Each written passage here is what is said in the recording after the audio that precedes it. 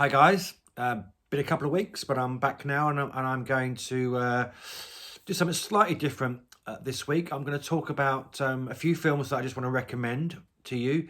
What I would call like normal, enjoyable films that anyone can watch. Not art house or foreign language. Just normal films that are easily accessible to watch. And then I'm going to go into more detail about the films that I've seen that I'm really passionate about and I want to talk about. So the films that this week that I'd like to just recommend to you off the bat, I've got just three. Two of them are on Prime. The first one is a film called Palm Springs, starring Andy Samberg and Christine Milioti, if I pronounce that correctly. I think it was made 2020. That's available on Prime. It's like a comedy drama, I guess you would call it, and it's really great fun. It's very quirky, very kind of very charismatic. The performances are very charismatic by the two leads. Really great interplay between them, and I got quite emotionally involved in the film as well. It kind of turns a corner halfway through. So yeah, I would definitely recommend Palm Springs on Amazon Prime. I would also recommend a Gerard Butler film called Greenland.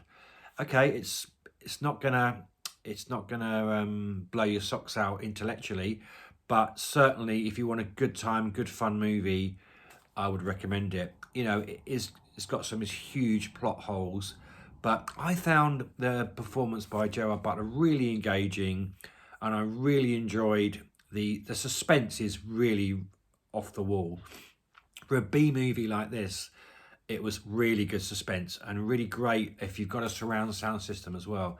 And yeah, it's available on Amazon Prime to stream for free if you've got it. So that's that one.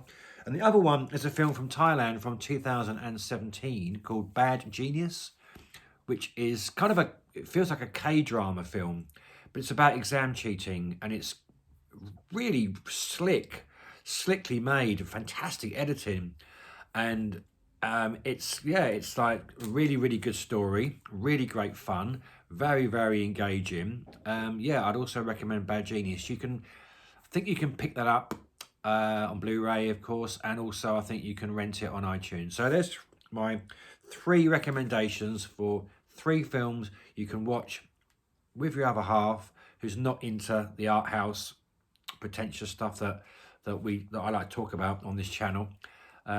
Three rock solid recommendations there for you guys.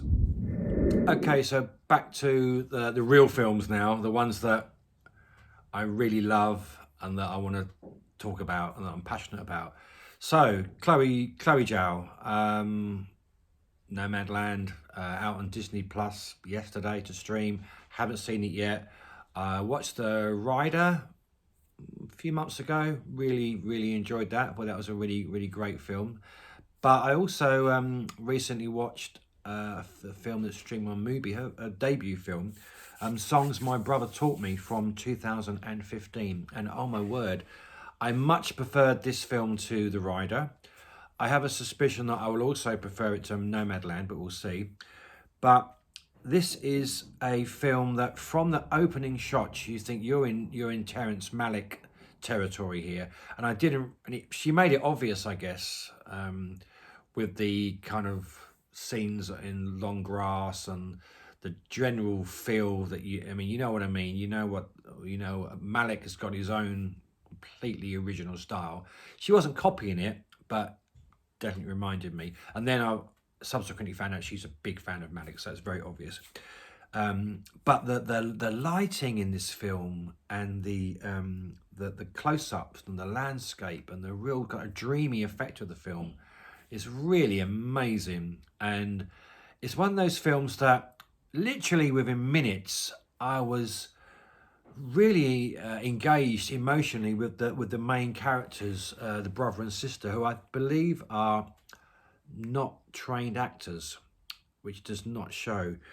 The film just draws you in emotionally. Performances are fantastic.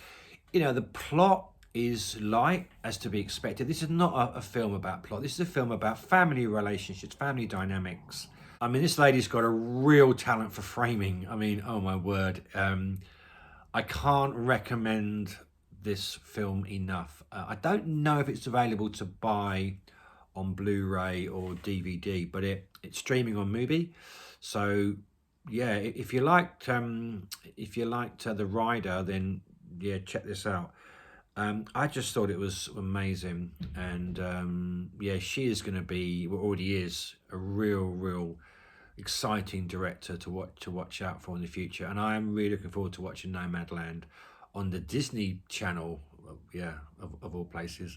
But who cares? I happen to be a subscriber of the Disney Channel, and I'm going to check that one out. But yeah, songs my brother taught me. Amazing. Okay, so as you all know, or those that are in the slightest bit interested in this channel or in my movie taste, I am a very latecomer to the wonderful Maggie Cheung, and I have only just started watching her movies. I did, watch Police Story back in the day when it first came out, but it was Jackie Chan. I didn't even notice Maggie Cheung there, so I need to re-watch that for a start.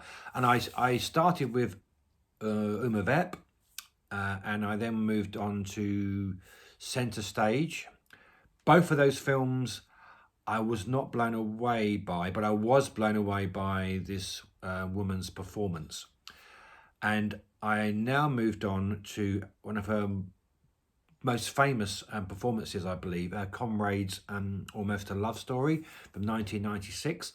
And I was lucky enough to get my hands on the Blue Fans double box set. I mean, look at this. It's absolutely beautiful. That's one of the iconic images from the film as well. Maggie on the bicycle there, and also that. And you've got two editions of the film. You've got a really gorgeous lenticular. You see the lenticular effect there with the TV. Beautiful. And then you've got the not quite so gorgeous, the one that I opened. And there's the other, the full slip. So you get two editions, and you get a booklet, and you get art cards, and you got all that fancy stuff that I love. So yeah, I managed to get this from the Media Psychos Christmas sale. So that's how I came to watch this film. And yeah, it was a really exciting prospect for me, because I kind of heard that this is one of her best performances. And when I'm watching films that I think are not so great, but she's great in it, imagine watching a film which is great and she's great as well. And guess what? That's exactly what we got. I mean, this is, to me, 100% reaffirms my unbiased view that she is probably one of the best actors in the world, and I can't explain why. Okay, she's beautiful, she's charismatic, but she has got something very, very, very special that I can't explain, and that is the hallmark of a great actor, I think. I think the chemistry with Leon Lau is great. She overshadows him, of course, but the film's so great because it's a really frustrating movie. It's an unrequited love movie about a relationship that you don't really know is ever going to happen, because that's very much start as friends, fall in love, but the guy's already got a girlfriend, and it's just like frustrating, because you want them to get together, and then you're not sure if they're going to end up together. And I'm not going to give it away, but it's really engaging. Is it a little bit dated? Yeah, maybe at times it is, but the soundtrack is really great. It is 1996, so you got to bear that in mind. It is quite difficult to get hold of, I guess if you want to message me, you can borrow my Blu-ray somehow. I'm not sure that's going to work, but yeah, I'm really looking forward to my next Maggie Cheung. I'm not sure I'm probably going to get the Criterion actually of Uma Vep and try it again, because everyone in the know who I respect tells me it's really just not a masterpiece, but it's really good. So sometimes poor old Dave misses out on the obvious. So I'm going to try it again, I think. But yeah, sprawling story, engaging. It's a long film. I think it's a couple of hours, 2.5 hours. Wow, Comrades, Almost a Love Story. Loved it. So my Jean-Pierre Melville film odyssey continues with an obvious choice, Le Samourai. the Criterion edition, of course, starring the very cool, smouldering Alain Delon. Alain Delon, yeah. Wow, just like, he's such a cool guy, isn't he? And this film just really centered around him. He doesn't say a lot, he doesn't need to, he just looks really, really cool. Maybe I've got a man crush, who knows? But it's a film about, he plays a hitman who is getting chased by the police. The story is, as usual for a Melville film, it's quite complex and a labyrinth and frustrating, actually. But it's a very procedural film. It's just going through the police procedure, how they're trying to catch the killer. And as always, the plot to me is always secondary on my first viewing. I'm more interested in the coolness of the movie, the colours, the tone, the framing, the atmosphere, the music, the shadows. No one else like Melville. To recently discover him, my age, is fantastic, and I'm just devouring his work. You just have to check it out. The transfer is just fantastic, as for a 1967 film. But for the most part, this is a film, a lot of style, and a lot of I'd call it non-verbal dancing around the camera. It's great. Absolutely love it. But I only gave it 3.5 stars on my first viewing, and I suspect it will go up to a 4, 4.5, even a 5 on my second viewing. And I need to obviously check out all the extras and read the booklet. Can't wait. Okay, so Promising Young Woman, Emerald Fennell.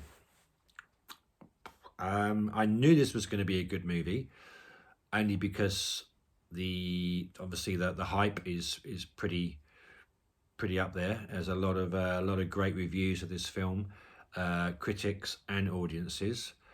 I was expecting Carey Mulligan to produce a fantastic performance.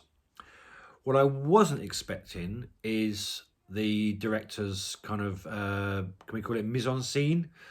She seemed to have created a whole new colour palette and a whole new kind of type of film almost. She's appealing to the young with the colours, I think. Young women, I would say. Because my 19-year-old daughter watched it and she was like, what is this?